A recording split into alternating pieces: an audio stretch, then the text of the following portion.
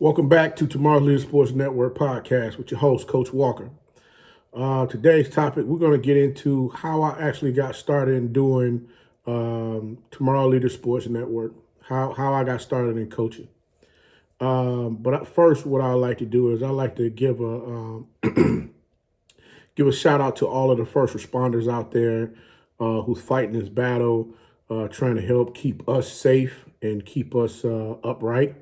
I had a high school colleague of mine who lost his daughter, 5 years old, to this disease pandemic. I ain't gonna say disease. I'm gonna call it a pandemic, which is what everybody else is calling it. But I like to send a shout out to the Herbert family. Just sending prayers and condolences to you, my brother, to try and uplift you and your beautiful family as best as possible. Again, everybody, please stay safe up there. When it starts hitting close to home, to people that you know, it becomes a bit of an eye opener. But I'm going to go ahead and stray away from that, and let's get back into the topic at hand. How did I get started? Well, I've been coaching now roughly I'll say about 15 years now. I started out my oldest son. He played baseball as well as football. Back then, coaching was a dime a dozen. You had some coaches out there where they wanted to come out and help, but they really didn't have the ability or understanding of the game. One, two, really didn't have the time. So a lot of times they would sign up and say, "Hey, I'm going to go ahead and participate, and I'll be a coach," and wasn't there. So that left me out there one day. One of the parents yelled out onto the baseball field, "Hey, Coach not gonna be here today." So she's like, "You out there playing catch with the kids? Can you go ahead and start practice?" So I went ahead and started practice with him, and it became almost a daily thing. We met a couple times a week, and we went ahead and played games. We were in a church league, if I'm not mistaken. We was with Rainbow Park not Rainbow, but Rainbow Church, Rainbow Baptist Church at that time. He also played basketball over there as well. I forgot to mention that. And like I said, it became it became a duty, so to speak. It became more enjoyment for me. I've always been into sports. Kind of got a little turned off to it, back during my college days. But I'll leave that conversation. That topic would be another conversation we'll have later on down the line. But fast forward, I helped out my mentor, who he had ran different programs and wanted to start a youth program of his own. So he asked, he's looking for volunteers, looking for folks to come help out. I told him I'll go ahead and help out, and with the coaching or whatever have you. Not understanding that, we sat back and looked at it from the business standpoint. We didn't have anybody really doing the day-to-day business things that need to be done. So I told Coach, I said, "Hey, Coach, I tell you what, I'll go ahead, I'll do it." And he looked at me, he said, "Walt," he said, "Look here, man." He said, there's no way you're going to be able to do both. You'll make your mind up on which one you want to do. Either you're going to run the day-to-day operations or you're going to coach. At that time, my second oldest son, he was, say about 8. He was 8 at that time, and he was on one of the teams that, actually he was on my team at the time. And I had decided after, some serious thought, and, my mentor always gave me a 30-day policy. That 30-day policy consisted of, he'll let you go ahead and try and multitask, multiple things at one time to see if you was able to complete the laundry list of things that was required to be done in order for whatever it was to be successful. In this instance, it was getting the operations of the new youth football program up off the ground. Well, needless to say, I failed. I felt pretty bad on that one. I think I came to him after 2 weeks in, and I told him, I said, "Hey, Coach, I tell you what, I'll go ahead and run the organization. I'll forfeit my team My team was the one team that had the least amount of numbers, so we ended up moving that team to a different program, or actually to the program that he used to be over. And I think that was a better fit, not only for me but for my son, because I always wanted to make sure I kept my relationship with my son when it came, to sports in general. I'd rather for him to love the sport and love me than to hate the sport, and hate is a strong word, and not love me. So I went ahead and said, hey, look, I'll move away from that task and give that on to someone else. And not only that, but it allowed him to go back and play with his friends who, they were on the team that, he was going to anyway. So basically, like I said,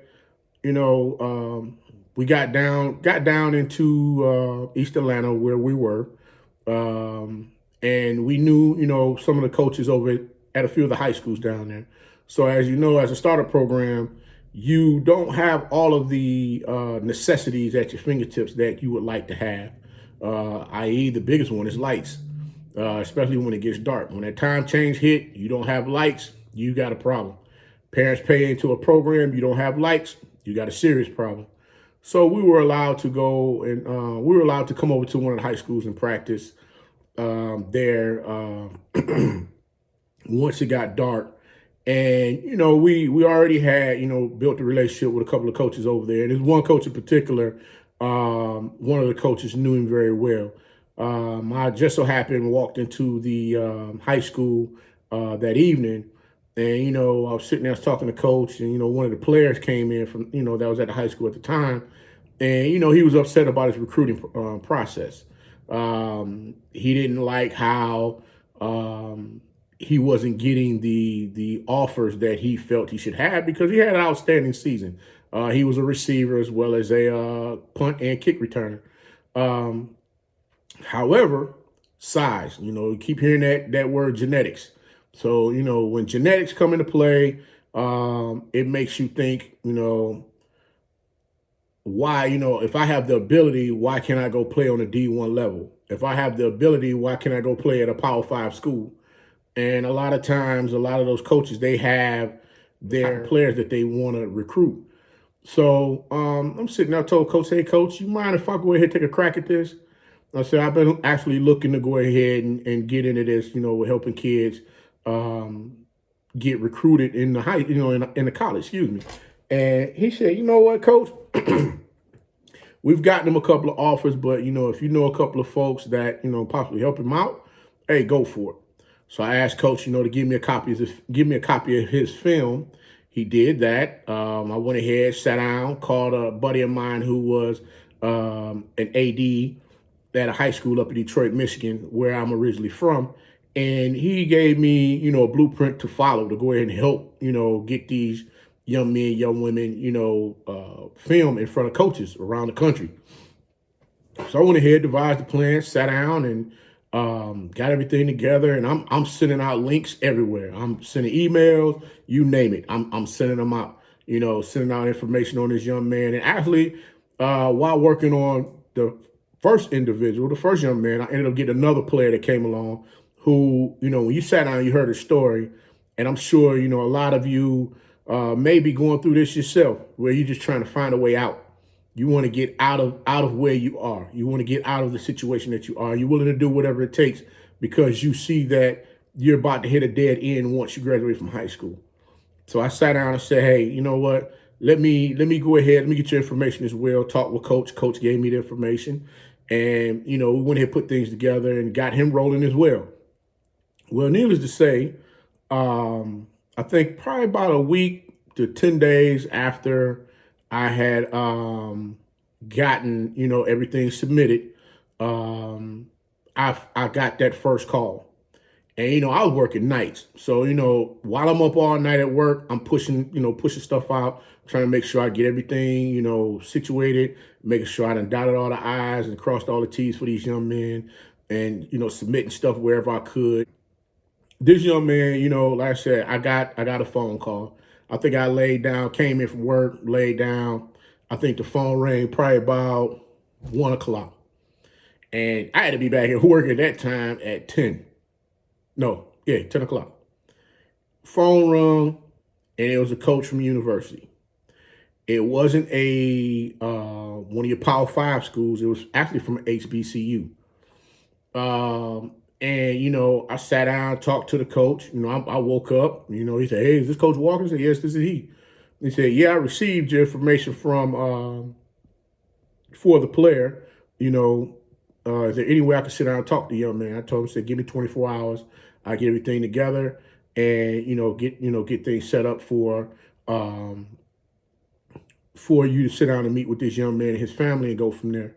And unbeknownst to myself, I ended up talking with Coach the next day, and I told him, "Say, hey, Coach, um, I got this guy. I got one of the coaches that want to sit down and talk with the young man and his family. Do you think you can set something up for that to happen?" Well, Coach told me some other information that kind of surprised me as well. He said, "Coach, what exactly have you been doing? We got more traffic around the school now than we've had before." I told him, said, "Coach, I went back, I set up a plan. I went through, I didn't tell him exactly what I did, but I set up a plan, got all my information together, and I just flooded everybody. I mean, when I say flooded, I mean I flooded everybody from D1, D2, D3, and you had the NAIA schools in there as well. At that time, I didn't know really much about any NJCAA school, any junior college schools, anything like that. But I just flooded information everywhere so that, this young man, you had a copy of his film and all of his stats and information about him, in front of you. And, like I said, it became a blessing to him. And, like I said, you got to do whatever it takes to help these young men, young women, to get them out of the situations that they may be in, because they didn't ask to be put there. They didn't ask to be put there. But after hearing that, I couldn't go back to sleep after that. I was up all day long, just jumping for joy, happy go lucky that I was able to help a young man, student athlete out, with them being able to continue on fulfilling their uh, collegiate collegiate sports career. Um, so that led me to actually starting my nonprofit, which is Tomorrow's Leaders Youth Foundation. I've had that foundation now since 2010.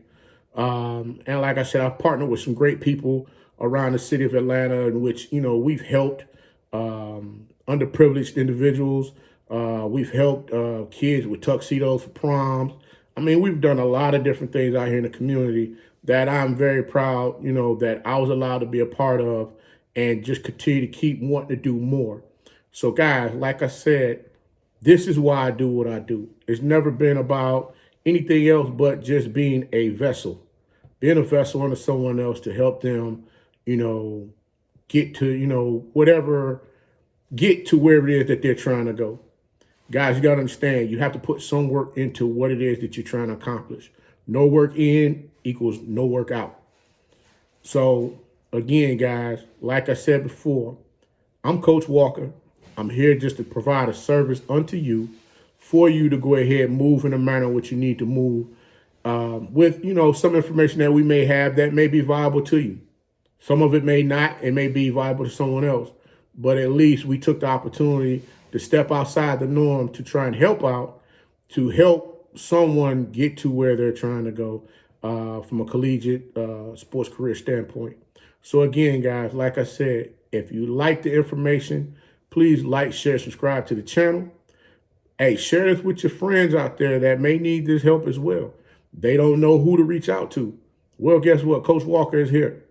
Like I always say, be the one. Be the one and lead. Have a great day. And like I said, look forward to speaking with you soon.